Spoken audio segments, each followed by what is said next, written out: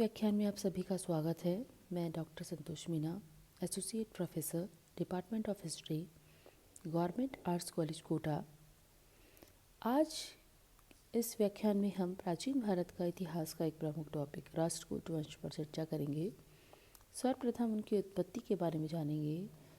उनकी उत्पत्ति के विषय में अनेक विचार है, लेकिन उनकी स्थापना जो है वो दंती दुर्ग से मानी जाती है। राष्ट्रकूट की महानता दंती दुर्ग या दंती वर्मन से प्रारंभ होती है। दंती दुर्ग की विजयों का वर्णन 754 ईस्वी की समगंध प्लेट या इलोरा की दशावतार गुफाओं के अभिलेखों में दिया गया है। दंती दुर्ग ने उज्जैन में हिरण्यगर्भ यज्ञ भी करवाया था। अब लेते हैं उनके प्रमुख शासक, जिसमें कृष्ण प्रथम। इनका कार्यकाल है 758 ईस्वी से 773 ईस्वी। कृष्ण प्रथम ने कीर्तिवर्मन सेकंड को परास्त करके पश्चिमी चालुक्यों की शक्ति को पूर्णतः नष्ट कर दिया था। कोंकण को इन्होंने विजय किया था। एलोरा का प्रसिद्ध शिव मंदिर, जो चट्टानों को काटकर बनाया गया है, भवन कला का अद्भुत नमूना है। यह मंदिर कृष्ण प्रथम ने बनवाया था। फिर है गोविंद द्वितीय। वेगी के शासक विष्णुवर्धन चतुर्थ को इन्होंने हराया था। भोगविलासी हो जाने से इनके भाई ध्रुव ने गद्दी पर कब्जा कर लिया था। अब है ध्रुव इनका कार्यकाल है 780 से 793 ईस्वी। इन्होंने निरुपम कल्ली, वल्लभ, धारावर्ष, श्री वल्लभ की उपाधियां धारण की थी। कन्नौज पर कब्जा करने के लिए बंगाल के पाल तथा राजपूताने के गुर्जर प्रतिहारों में संघर्ष आरंभ हुआ। ध्रुव ने गुर्जर प्रतिहार राजा वसराज को परास्त किया, धर्मपाल को भी परास्त किया, लेकिन वह अपने साम्राज्य को बहुत दूर आ चुका था और वृद्ध हो चुका था। इसके कई पुत्र थे, इसलिए वह कन्नौज पर कब्जा नहीं कर सका। ध्रुव के काल में राष्ट्रकूटों की शक्ति जो है वो चरम सीमा पर पहुंच गई थी। अब है गोविंद तृतीय।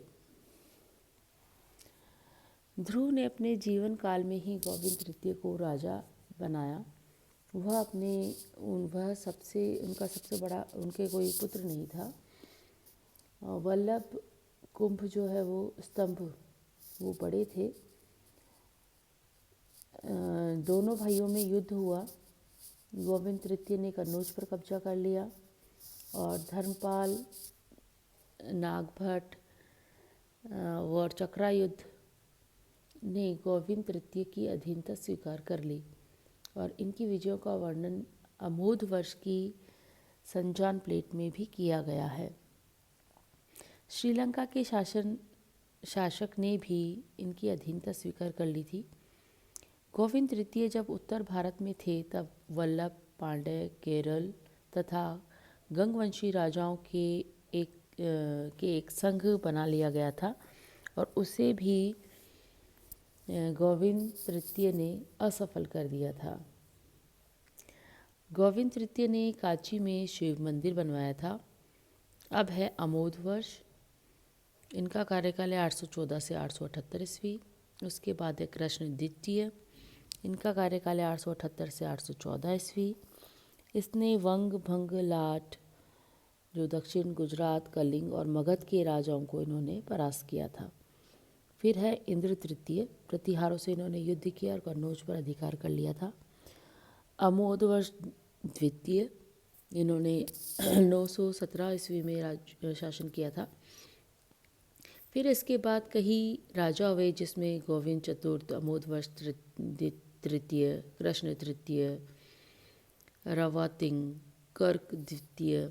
ये कर्क द्वितीय जो है वो अंतिम राजा थे। 972 से 74 ईस्वी इनका कार्यकाल था। ये जितने भी राजा हुए ये विलासी और अयोग्य थे। अब हम देखते हैं कि दक्षिण भारत में जो राष्ट्रकूट वंश रहा, उनके प्रशासन कैसा था। तो दक्षिण भारत में 773 ईस्वी से 975 ईस्वी तक राष्ट्रकूट वंश रहा। इनके राष्ट्रकूट वंश का प्रशासन कैसा था, तो इनमें राजपद जो है वो वंशानुगत होता था और प्राय ज्येष्ठ पुत्र को ही सिंहासन पर बिठाया जाता था। अमोद वंश की पुत्री चंदन वेलब्बा 937 में रायचूर दोआब में राज्य कर रही थी।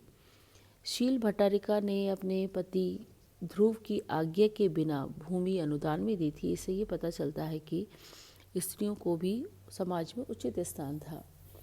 उत्तराधिकारी के लिए झगड़े भी होते थे। अब हम देखते हैं मंत्रिपरिषद। मंत्रिपरिषद में प्राय प्रधानमंत्री, विदेश मंत्री, वित्त मंत्री या राजस्व मंत्री, कोषाध्यक्ष, महान्यायाधीश, प्रधान सेनापति, पुरोहित आदि होते थे। इनके अतिरिक्त महामात्य, सेनापति, भंडारिक, महाक्षपटलिक तथा दंडनायक भी थे। मंत्री पंच महाशब्द की उपाधि धारण करते थे। अधीनस्थ राज्य, कुछ भाग तो राष्ट्रकूट सम्राट का सीधा शासन था, कुछ भागों पर तो, और कुछ भाग पर अधीनस्थ राजाओं तथा सामंतों का शासन था। अधीनस्थ राजा सम्राट को वार्षिक शुल्क भेजते थे और युद्ध के समय धन, घोड़े, हाथी, सैनिक वस्तुएं आदि की सप्लाई उन्हीं की सहायता से की जाती थी। अब देखते हैं सीधे प्रशासित प्रदेश या क्षेत्र कौन कौन से थे, जिसमें सर्वप्रथम हम देखते हैं कि राष्ट्र जो है किन किन इकाइयों में बटा हुआ था। तो सर्वप्रथम है राष्ट्र या प्रांत, फिर उसके बाद आता है विषय या जिले, फिर आता है भुक्तियाँ और फिर आता है ग्राम। 50 से 70 गांव के बाद एक भुक्ति बनती थी और भुक्तियाँ जो है उनके जो प्रमुख होते थे वो भोगपति कहलाते थे। फिर आता था विषय यानी जिले, उनके प्रमुख विषयपति कहलाते थे। फिर आता था प्रांत या राष्ट्र, उसका प्रमुख जो है वो राष्ट्रपति कहलाता था। राष्ट्रपति होता था जिसके पास की सैनिक, गैर सैनिक, राजस्व संबंधी शक्तियाँ थी और करों को ये संग्रह करने का कार्य करते थे। फिर है विषयपति, वो भोगपति, ये अपने अपने क्षेत्रों से राजस्व संग्रह करने का कार्य करते थे। ग्राम का प्रशासन ग्राम का मुखिया चलाता था, उसकी सहायता के लिए पटवारी होते थे। ये दोनों पद जो है वो वंशानुगत होते थे। स्थानीय पाठशाला, तालाब, मंदिरें, सड़कों आदि के प्रबंध के लिए भी उप समितियाँ की नियुक्ति की गई थी। अब लेते हैं हम सेना। स्थायी सेना थी जिसमें पैदल सेना काफ़ी थी। संपूर्ण सेना 3 भागों में बटी हुई थी, अश्वारोही, गज सेना और पैदल सेना। राष्ट्रकूटों ने सेना का गठन जो है वो 2 भागों में किया था। एक उत्तरी सेना जो कि गुर्जर प्रतिहारों के विरुद्ध तैनात थी और दक्षिण सेना जो पल्लवों, चोलों, गंगों और नौलब्बों से लोहा लेती थी।